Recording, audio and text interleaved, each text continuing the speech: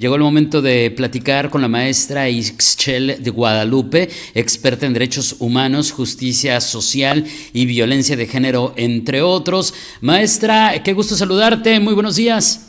¿Qué tal? Muy buenos días, David. ¿Cómo están todos por allá? Muy bien, muchísimas gracias. Oye, pues la vez pasada no agotamos el tema de la diversidad sexual. Estamos tratando este tema en este espacio informativo, de hecho, maestra, con varios expertos, no solamente contigo, con motivo de junio, que es el mes dedicado a la diversidad sexual, a la comunidad LGBT, y hay mucho más que decir y que aprender de estas temáticas. Así es, David, yo encantada de darle continuidad a estas conversaciones que además sé, porque yo les escucho, ¿no? Han abordado en diferentes espacios, entonces solamente sería interesante como refrescar y pues abordar también un poco más en estadística y algunas reflexiones de la perspectiva de género. ¿Qué te parecen? Me parece genial, vamos con ello. Muy bien, pues miren, entonces comenzamos, pienso en esta intención de refrescar este concepto, ¿no?, de diversidad sexual y de género que ya se ha abordado en este programa, y que es interesante mencionar que se va a referir a todas estas posibilidades que tenemos las personas de expresarnos nuestro género y de vivir, como habíamos mencionado en alguna ocasión, pues nuestra sexualidad e identidades. Sin embargo, desafortunadamente, pues los derechos humanos de la comunidad LGBTTIQPA+, no se respetan en todos los lugares. Y me parece que es aquí en donde nos quedamos la última vez que platicamos, porque con datos de Estatista, mantener estas relaciones, por ejemplo, homosexuales, es considerado un delito actualmente en 67 países, la mayoría ubicados en Oriente Medio, África, Asia, aunque también debemos mencionar que están países como Barbados, Belice y Jamaica, ¿no? Y es castigado con la pena de muerte en 11 de estos lugares, por ejemplo en Irán, Arabia Saudita, Sudán y Yemen. Además, 40 de estos países castigan también las relaciones lésbicas y 14 castigan a las personas transgénero, por ejemplo en Malasia, en Sudán del Sur, en Malawi. En este panorama internacional, en 2021, Reino Unido encabezó el ranking de los países con mayor número de delitos de odio contra la comunidad LGBTIQPA+, con más de 8.500 casos. En segundo lugar se encontraba Estados Unidos y, que debo decir, debemos prestar toda nuestra atención en las próximas realidades de las personas de la diversidad sexual en Estados Unidos, porque con el cambio de administración, de entrada, pues en algunos estados, en las aulas, en el salón de clase, se prohibió el tema de diversidad de género y sexual, lo que es un obstáculo ya al derecho a la educación, ¿no? Pero después también vemos obstáculos en la salud para las personas que tienen o que iban a comenzar algún tratamiento hormonal, por ejemplo. Hubo acá, pues se dejaron estos programas de lado, entonces acá también hablamos del derecho a la salud obstaculizado. Y de acuerdo con Amnistía Internacional, en Arkansas se castiga con 30 días de cárcel a las personas que entren en un baño público del género opuesto al suyo, mientras adentro de estos baños haya niñas, niños y adolescentes. Pero esto no para ahí. En Tennessee se criminaliza hasta con 6 años de cárcel la participación de organizaciones de espectáculos transvestis o de estos como cabaret para adultos, en donde hay personas imitadoras del género opuesto.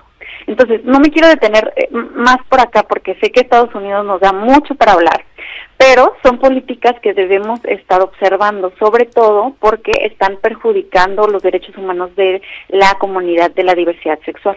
Claro, bueno, e incluso, maestra, pues estas finales de la semana pasada confirmaron que les retiraron todos los apoyos a los refugios para la juventud LGBT, o sea, todos estos jovencitos menores de edad que cuando pues la familia se entera que pertenecen a esta comunidad, los corren de su casa.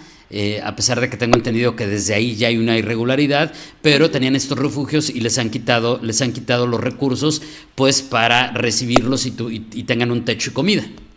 Así es, sí, también suspendió en la línea de emergencias de prevención del suicidio para la comunidad de la diversidad sexual, ¿no? Muy grave. Hemos trabajado, por ejemplo, algunos documentos con organizaciones internacionales e incluso en estos documentos nos han pedido que homologuemos el uso del lenguaje masculino, o sea que ya no podemos hablar como de esta forma incluyente. Entonces sí ha habido bastantes barreras, te digo, Estados Unidos ahorita es un caso muy grave y que sí debemos estar observando. Pero para continuar con esta estadística internacional y trayéndola también un poco ya más a la realidad geográfica de nuestro país, hablemos entonces de Latinoamérica. En 2024 hubo 255 personas trans asesinadas. Esta cifra representó casi el 73% del total de asesinatos reportados hacia personas trans a nivel mundial, y Brasil fue el país con mayor número de homicidios trans reportados, con 106 casos. En segundo lugar estuvo México, con 71 casos, y Colombia en tercer lugar, con 25 casos. Ahora, de acuerdo con la encuesta nacional sobre diversidad sexual y de género del INEGI, estima que en México 5 millones de personas de 15 años y más se autoidentifican con una orientación sexual o con una identidad de género diversa. De estos 5 millones, el 7.6% se identifica con una identidad de género diversa y el 81.8% se identifica con una orientación sexual diferente a la heterosexual. Voy a tomar del 7.6% que se identifica con una identidad de género diversa, de estos, de las cuales el 34.8% se consideran personas trans, y del 81.8% que decíamos se consideran o se asumen con una orientación sexual diferente, que dijimos que las orientaciones sexuales eran estas atracciones sexoafectivas para otras personas. La distribución es el 51.7% se consideran bisexuales, un poco más del 26% homosexuales, casi el 11% lesbianas y un 11.2% otra orientación. Particularmente en Baja California, el 3.3% de la población se identifica como LGBT, es decir, esto en números va a representar casi un poco más de 95.500 personas en nuestro estado, de las cuales el 0.4% de las mujeres y el 0.3% de los hombres tienen una identidad trans, el 1.7% de las mujeres y el 3.7% de los hombres sienten atracción exclusivamente por personas del mismo sexo, y el 7.6% de las personas en nuestro estado son bisexuales. En 2021 se cometieron al menos 8 homicidios contra personas de la diversidad sexual en Baja California, de las cuales 5 eran mujeres transexuales y 3 hombres homosexuales. Y entonces, después de estos datos, me gustaría hacer ahora sí el análisis de la perspectiva de género, porque estas lamentables cifras son realidades sociales, y estas realidades sociales se construyen a partir de desigualdades históricas. Y un dato interesante, si observamos o si prestamos atención en las cifras que acabo de compartir, es que los homicidios en contra de hombres que forman parte de la comunidad de la diversidad sexual y de género son más frecuentes que los cometidos contra mujeres. Y está vinculado, claro, con la socialización de lo masculino dentro de los márgenes de la violencia. Es decir, en la cultura masculina tradicional se agrede y se mata a otro hombre como muestra de poder y virilidad.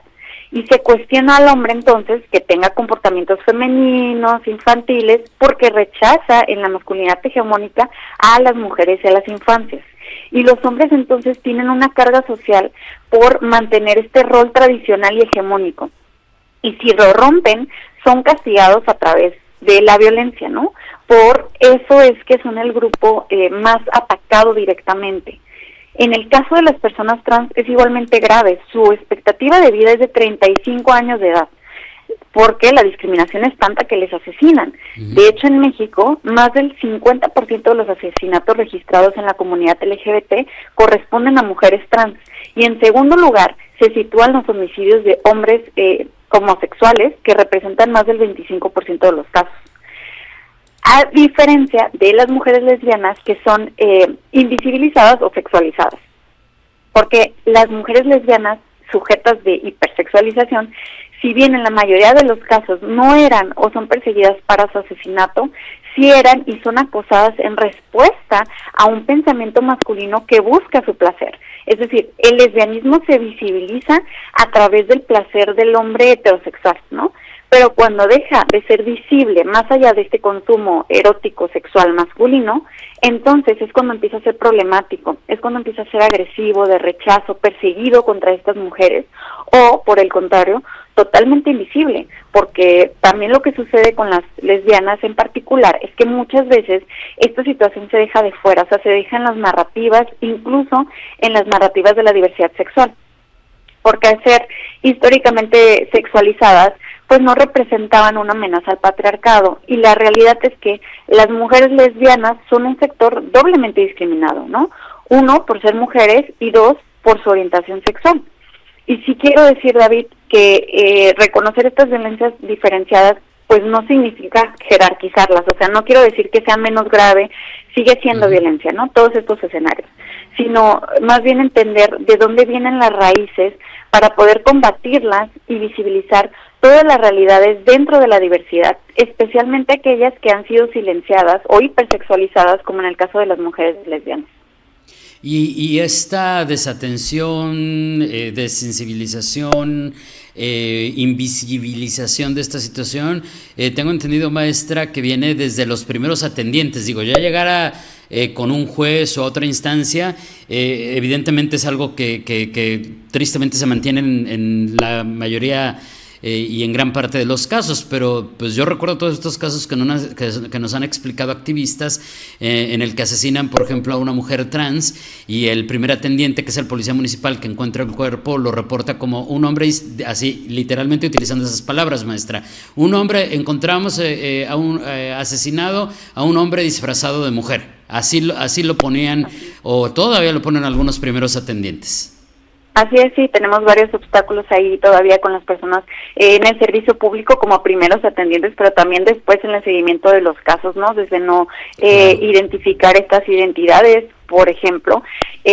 Sin embargo, es importante recordar que todos estos casos pues son consideradas omisiones, y en el caso de que haya una omisión es violencia institucional. Y en este caso, estos temas en México, a diferencia de otros países, sí está regulado y sí es algo que se puede denunciar, este tipo de omisiones. Sí, claro que sí.